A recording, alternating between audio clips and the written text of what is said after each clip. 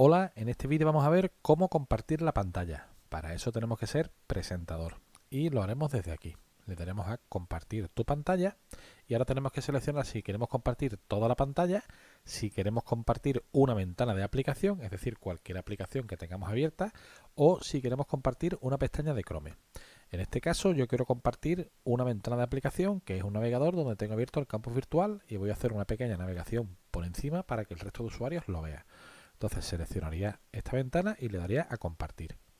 Y desde este momento se va a empezar a compartir esta ventana para que el resto de usuarios lo pueda ver. Lo que pasa es que yo ahora tengo que tener en cuenta que yo no tengo que utilizar el ratón aquí, sino que yo me tengo que ir a la ventana real, que la tengo aquí. Ahora la he superpuesto con esta ventana de la sala de reuniones de Bill Button. He superpuesto esta ventana de navegador en pequeñito para que me quepa todo. Y ahora ya cuando trabaje encima de esta ventana, en esta ventana, se va a ver el ratón moverse y se va a ver lo que yo estoy haciendo dentro de esta aplicación. Es decir, una vez que yo empiezo a compartir, no tengo que trabajar aquí, sino que tengo que trabajar en la ventana original que estoy compartiendo para que se vea lo que estoy haciendo. En cualquier momento yo puedo parar la compartición haciendo clic aquí y esto se termina.